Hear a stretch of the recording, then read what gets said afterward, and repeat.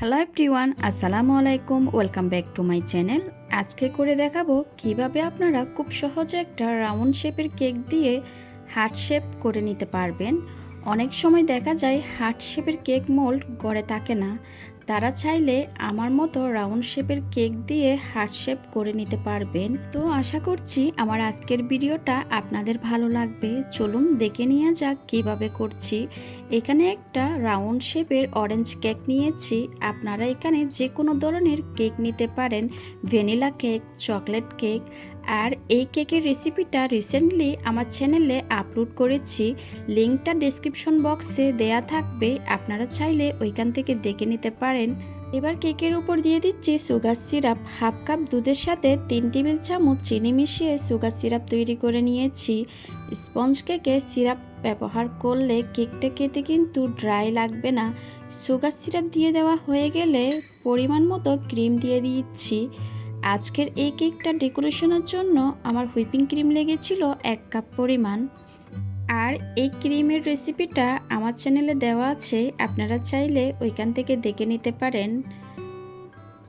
এবার সমান হয়ে গেলে ক্রিমটা আমি কেকের দ্বিতীয় লেয়ারটা বসিয়ে দিব। এবার এটা তো আমি সুগার সিরাপ ব্রাশ করে দিচ্ছি। ব্রাশের সাহায্যে যদি সুগার সিরাপটা দেন, সব জায়গায় সমানভাবে সুগার সিরাপটা হবে। এখন করে নিব হার্ট শেপ। তো প্রথমে আমি এরকম একটা নাইফ দিয়ে হালকা করে দাগ টেনে নিচ্ছি। আমি কিন্তু কাটছি না, জাস্ট দাগটা বসিয়ে দিচ্ছি। এবার দাগটা বসিয়ে দেওয়ার পর এভাবে করে কোনা থেকে কেটে নিচ্ছি। আপনারা অবশ্যই স্ক্রিনে দেখে বুঝতে পারছেন কাজটা কিভাবে করা হচ্ছে। এক পাশে কাটা হয়ে গেল, দ্বিতীয় পাশটা আমি কোনা করে কেটে নিব। এবার কাটা অংশগুলা যেদিকে আমি বসাবো ওইদিকে ভালোভাবে ক্রিম দিয়ে দিচ্ছি হার্ট শেপ করার জন্য। ক্রিম দেওয়া হয়ে গেলে আমি কেকের স্লাইসটা বসিয়ে দিচ্ছি। আপনারা অবশ্যই স্ক্রিনে দেখে বুঝতে পারছেন কাজটা কিভাবে করা হচ্ছে। এখন পাতলা করে আমি ক্রিমের লেয়ার দিয়ে দিচ্ছি।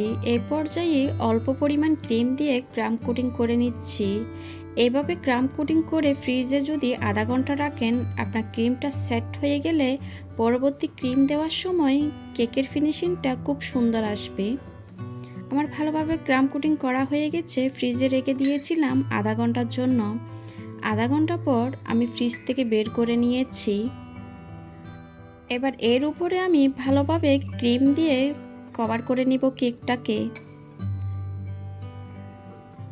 এই পর্যায়ে আমি ভালোভাবে ক্রিম দিয়ে প্যালেট নাইফের সাহায্যে সমান করে নিচ্ছি। আমি স্মুথ করার সাথে সাথে যে জায়গায় মনে হবে ক্রিমটা একটু কম হয়েছে, ওই জায়গায় একটু ক্রিম দিয়ে আবারও সমান করে নিব। এবার কেকটার উপর কয়েক ফোঁটা ফুড কালার দিয়ে দিয়েছি। আবারও আমি প্যালেট নাইফের সাহায্যে স্মুথ করে নিব। অফ ক্যামেরায় স্মুথ করে নিয়েছি। এবার আমি কিছু ফ্লাওয়ার তৈরি করে নিব। এখানে আমি একটা রোজ নজেল নিয়েছি। রোজ নজেলের নাম্বারটা হচ্ছে 123 নাম্বার। গোলাপ ফুল অনেকভাবে তৈরি করা যায়, আমার অনেকগুলা ভিডিওতে গোলাপ ফুল তৈরি করা আছে, আপনারা চাইলে ওইখান থেকে দেখে নিতে পারেন। একটা গোলাপ তৈরি হয়ে গেলে কেকের উপর আমি বসিয়ে দিচ্ছি। এবার আমি আপনাদের আরেকটা বোঝার সুবিধার্থে করে দেখাচ্ছি।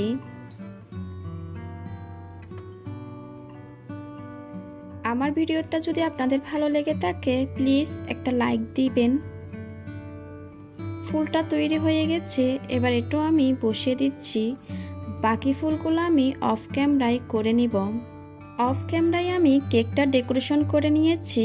উপরে কিছু সুগার বলও দিয়ে দিয়েছি, কেকটা যেন দেখতে আরও ভালো লাগে। তো আমি আশা করছি আমার আজকের ডেকোরেশন ভিডিওটা আপনাদের ভালো লেগেছে। আমার ভিডিও ভালো লাগলে অবশ্যই আমার চ্যানেলটা সাবস্ক্রাইব করবেন। ভিডিও রিলেটেড কোনো কোয়েশ্চেন থাকলে সেটা আমাকে কমেন্ট সেকশনে গিয়ে কমেন্ট করে জিজ্ঞেস করবেন। আজকের ভিডিও দেখার জন্য আপনাদেরকে অনেক ধন্যবাদ। সবাই খুব ভালো থাকবেন। আল্লাহ হাফেজ।